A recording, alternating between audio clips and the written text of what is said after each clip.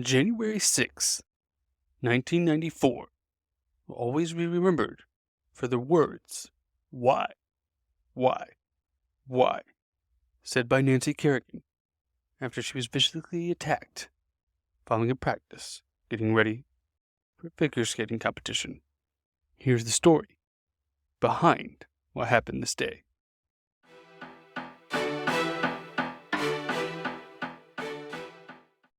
Welcome to Daily Sports History.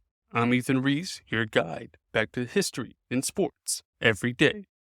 In all of sports history, there exists one tale that transcends the boundary of competition, a story that delves into the deepest depths of human desire. On that fateful day, January 6, 1994, at the Cobo Arena in Detroit, Michigan, bore witness to an act that would shake the foundations of the figure skating world. Nancy Kerrigan, a name synonymous with grace and elegance, fell victim to an assault that sent shockwaves through the sporting world. A sinister plot was set in motion, orchestrated by Jeff Galooey, the ex-husband of Kerrigan's skating rival, Tanya Harding. Kerrigan was the only obstacle standing between Tanya and her Olympic goal. She became the target of desperation and a pawn in a twisted game, featuring an unlikely cast of characters, including a hired hitman, Shane Stant, and his uncle, Derek Smith, all under shadowy orders from Galooey and Tanya's bodyguard, Sean Eckhart. The motivations were crystal clear: competition, lust for fame, pursuit of fortune.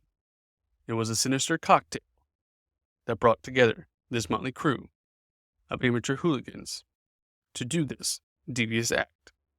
But the roots of the story go way beyond that fateful day in January 1994. We have to go back to Tanya's upbringing in the sport of figure skating.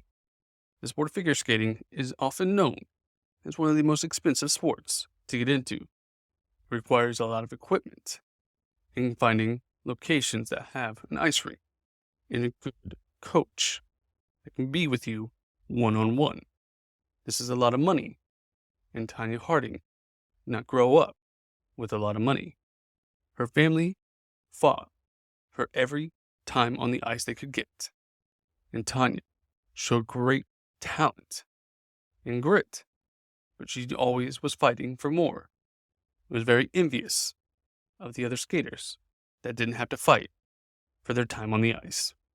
But she knew if she made it to the Olympics, she would have fame, and money would follow. And her rival, Nancy Kerrigan, epitomized the type of person that didn't have to fight as much as Tanya did. And their competition continued to grow. February 14th, 1991, Tanya emerged victorious at the U.S. Figure Skating Championships over Nancy Kerrigan. In Germany, she once again secured a silver to Kerrigan's bronze at the ISU World Championships. That same year, Tanya accomplished a feat no American woman had ever done before, executing a flawless triple axel in competition, showing she had great skill and drive to do more. But pressure was building as the 1994 Olympics was almost here, and Tanya did not want to miss out on her chance to make the Olympics and achieve her goals. So the wheels started to turn, and it all started January 6, 1994, the day that would forever stain the sport. Kerrigan's right knee bore the brunt of Stanton's collapsible baton, and the world watched in horror of a video clip of Nancy Kerrigan crying out, "Why? Why me?" The injury left her with bruises, but fortunately, she was not injured to the point where she could not compete later. But she did have to withdraw from the U.S. competition a few days later. And who stood at the top of the U.S. Figure Skating Championships that day? Tanya Harding, securing her place in the Winter Olympics in Norway. Despite Kerrigan not competing, fellow figure skaters offered their spot to show solidarity. And this attack started a criminal investigation where they were talking to anyone that may have wanted Kerrigan to skate. Tonya Harding was at the top of that list. They were interviewing everyone around her, including her bodyguard, Sean Eckhart, who eventually confessed January 12th in incriminating Stant, Galui, and Smith. All were arrested, and on January 14th, Kerrigan faced the press for the first time, saying she remained positive now that the criminals were fully charged. Despite the evidence and the connections, the U.S. Figure Skating Association decided to allow Harding to compete in the Olympics due to the lack of evidence against her at the time. Yet the web of deceit continued to unravel. On January 27th, Jeff Galui, the mastermind behind the attack, confessed, incriminating Harding, even though Tonya still denied her involvement and maintained that she had high standards of excellence and sportsmanship expected from an Olympic athlete. However, the truth was undeniable. In exchange for a lighter sentence, Galui testified against his ex-wife, pleading guilty to racketeering. The discovery notes showed he had obtained Nancy Kerrigan's practice schedule from Harding herself.